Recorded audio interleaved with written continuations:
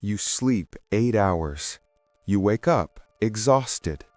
You spend the day doing nothing remarkable, and by evening, you feel drained again. Not from lifting anything heavy, not from running anywhere far, just tired. We live in an age where rest is more accessible than ever.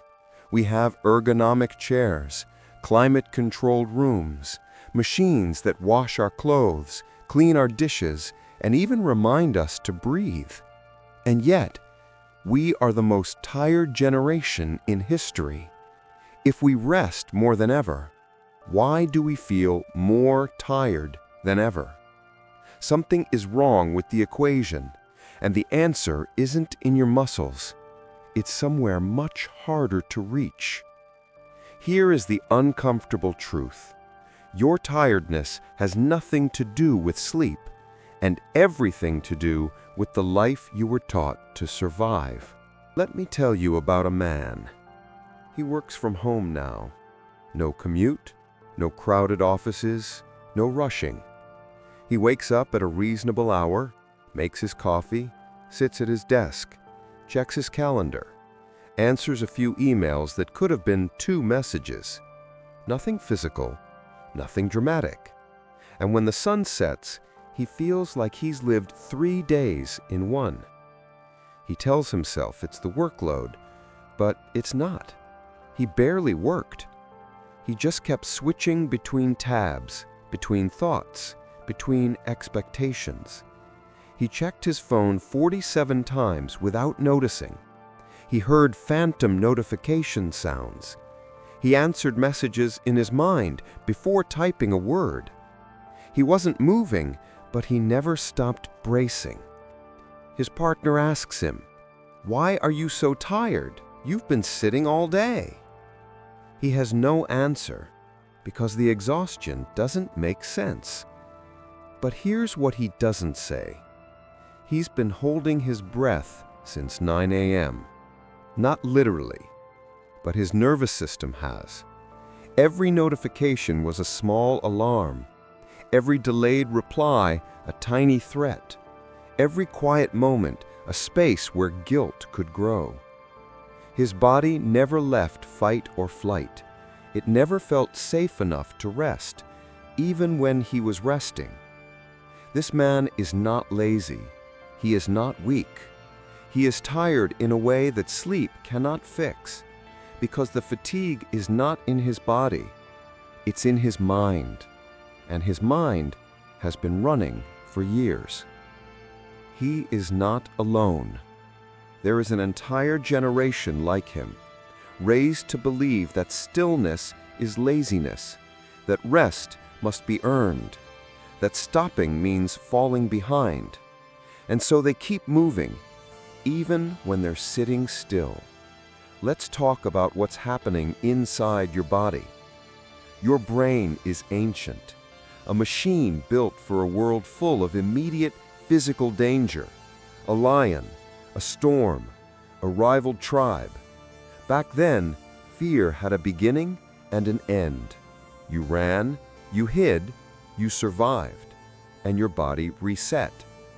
But today, your threats never end. They arrive as notifications, comparisons, deadlines, expectations. Slow, constant, and invisible. A text from your boss at 9 p.m.? Your amygdala treats it like a predator. According to Stanford research, even one unread work message can spike cortisol to the level of a mild argument. Your brain doesn't know the difference. Stress is stress. You are living in a storm of micro-alarms. Tiny, constant shocks that never resolve. Your body stays tense. Your sleep becomes shallow. Your mind wakes up before your eyes do. You think you're resting when you watch TV, but your brain is processing faces, colors, tension, plots, and comparing your life to lives that aren't even real. True rest requires safety, and you haven't felt safe in years. But that's only half the story. Let me ask you something.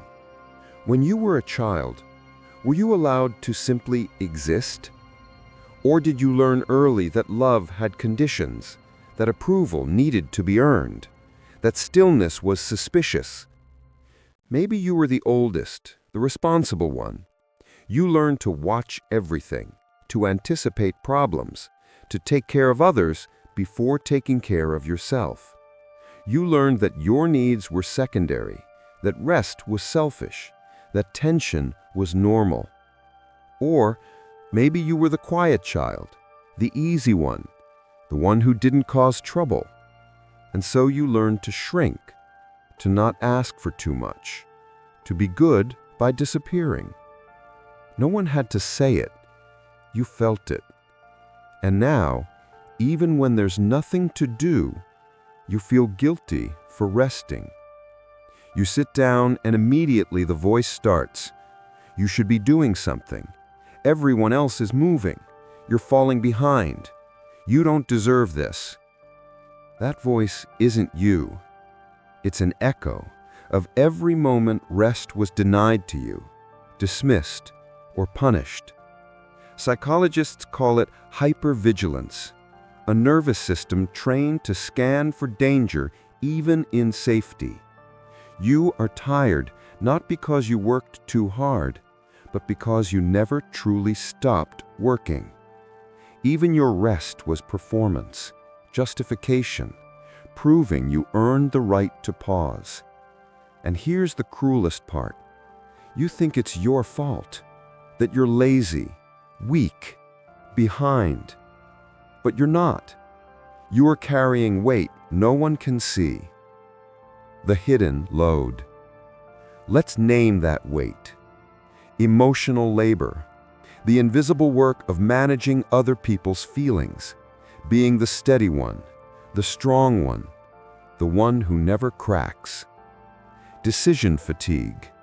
Your brain spends more energy on tiny decisions than it does on the big ones. Hidden grief.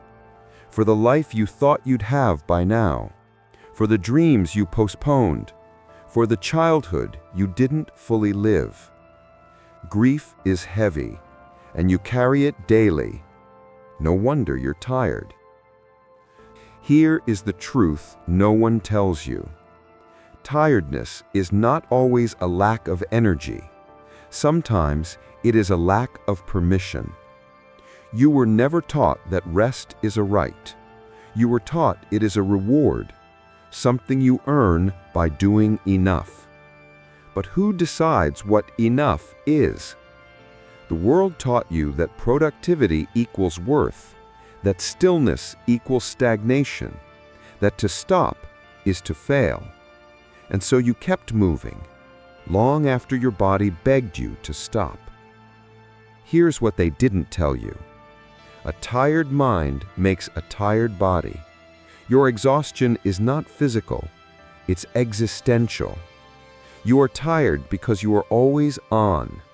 Not just your phone, you, your identity, your sense of worth, your fear of not being enough. Your mind has been searching for safety like a phone searching for signal, draining itself in the background even when the screen is off.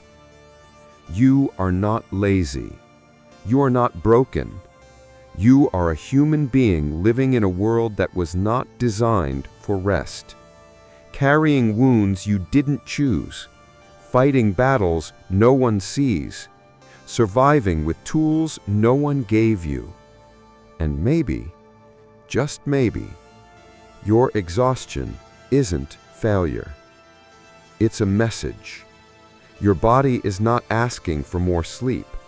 It's asking for more safety, more stillness, more permission to simply exist. When you stop treating rest as a reward and start seeing it as a right, the world becomes quieter.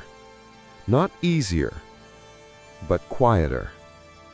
And in that quiet, you might finally hear yourself again.